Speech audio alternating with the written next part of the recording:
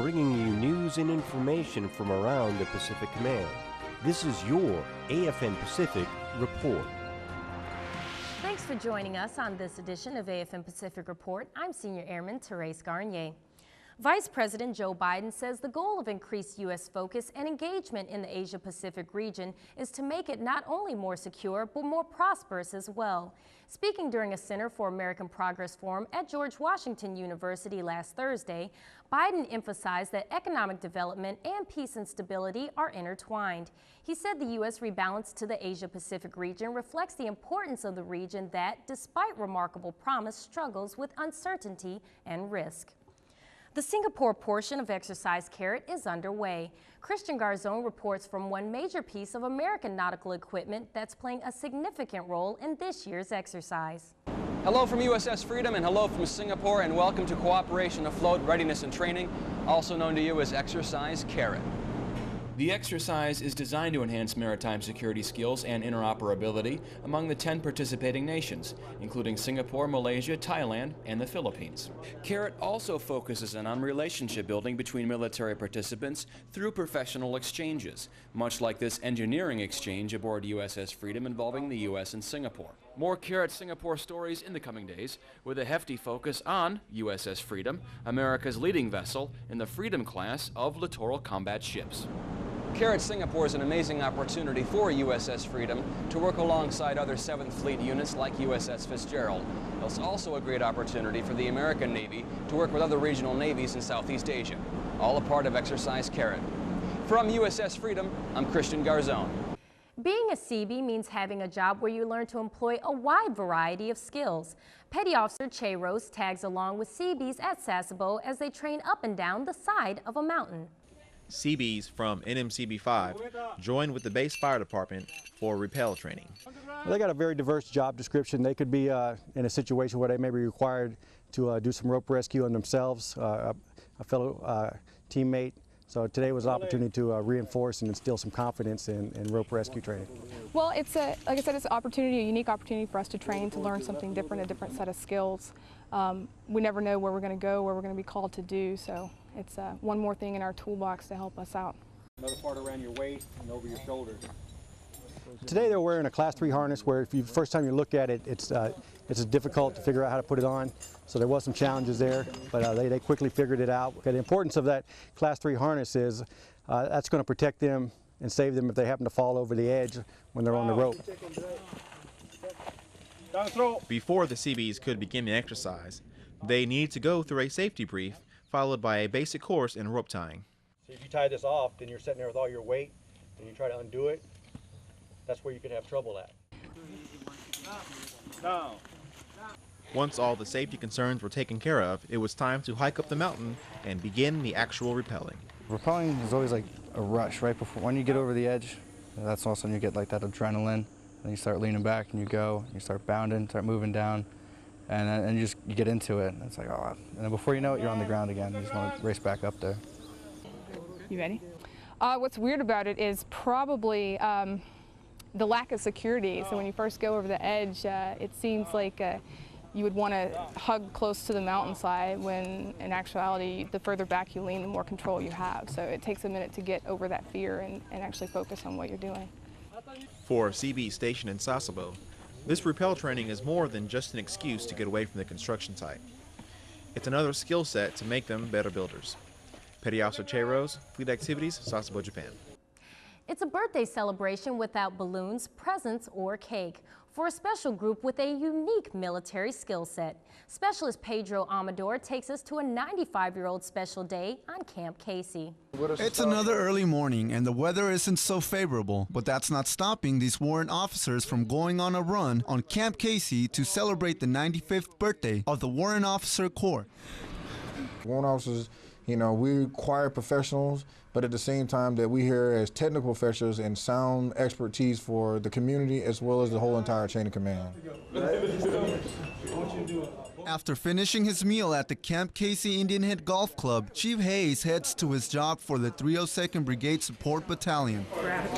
Yeah. As a maintenance tech, you do your job proficiently, and as you pin on more rank, I feel like the job get that much harder. It's more challenging, so I definitely wanted a challenge, and I'm looking forward to making CW4 for a greater challenge. Thank you.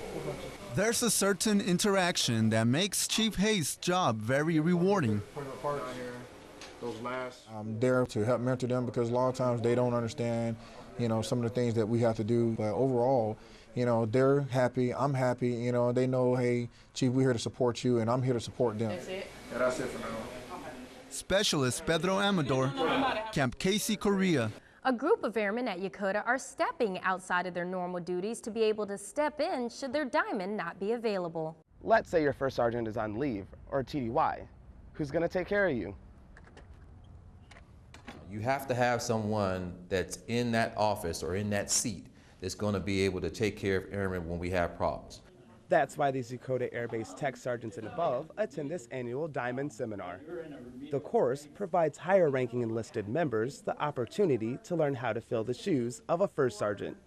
We are looking for volunteers, and that being Master Sergeant Select or Master Sergeants, and even some Tech Sergeants that have the itch, if you will. The 4-day seminar covers a range of topics like dormitory policies, personnel programs, and legal advice. I'm just here today to brief the shirts on, general law issues and make sure that they understand the full spectrum of the services that the legal office has available so that when they see those problems come into their office, they know what to do with them. By the end of the course, additional duty first sergeants, like Tech Sergeant Jose Favela, were able to take a few new philosophies home with them.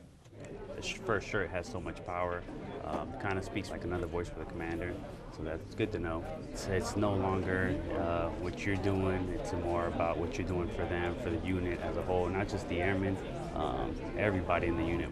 And with that, now these sergeants are ready to help their troops with any situations that come their way. Petty Officer Stephen Jackson, Yokota Air Base, Japan. Coming up, earning recognition in Seoul. But first, let's take a look around the Pacific Command in today's snapshots.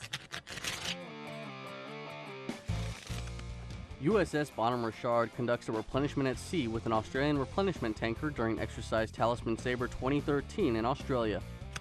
U.S. and Singaporean sailors conduct a bilateral exchange during Exercise Carrot 2013 in Singapore. U.S. and Japanese Loadmaster airmen meet during a bilateral exchange at Yokota Air Base, Japan. And that's a look around the Pacific Command in today's snapshots.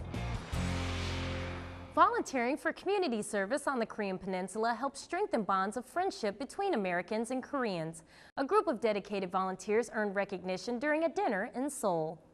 There is a sense of morality that comes with being a service member, but rarely do we see others go above and beyond their call of duty. I've been in almost 13 years, and I would say this is the first time I'm actually recommending someone for a volunteer service award.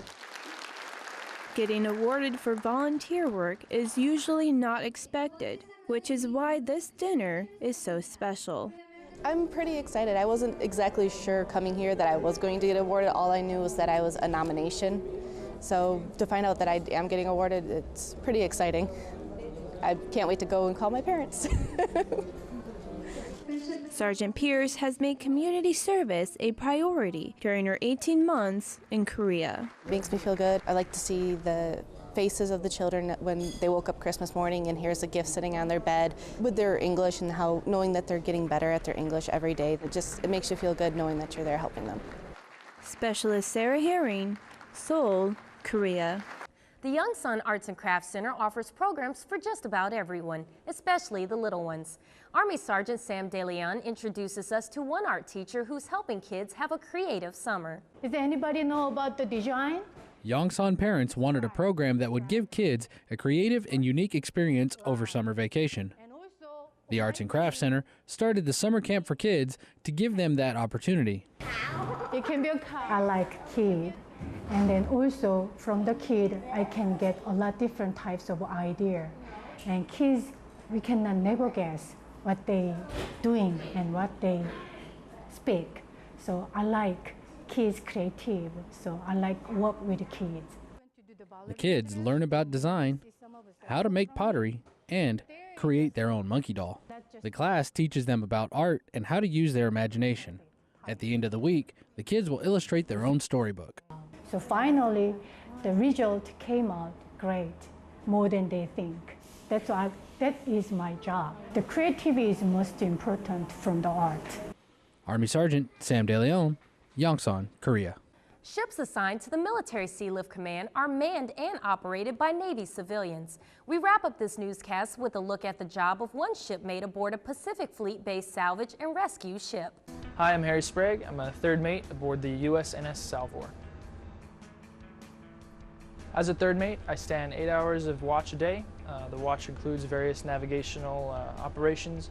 I use the radar for collision avoidance. I use the ECDIS, the electronic chart display and information system, for various electronic chart navigation. I use chart plots to chart our course, follow our designated track line, and maneuver the ship as necessary to complete our track and our sail plan. We just reduce speed to 7 ahead on 2, Captain wants 10 knots. After the third mate position, my ultimate goal is to become captain. I want to upgrade as quickly as possible, but I want to spend enough time in each position to really understand that position's duties and responsibilities. Left to 275. Well, my favorite aspect of being third mate is ship handling. Any chance I have the opportunity to get on board the bridge and steer the ship and maneuver it into place, I take every chance I get. That's it for this newscast. From all of us here at AFM Pacific, thanks for watching.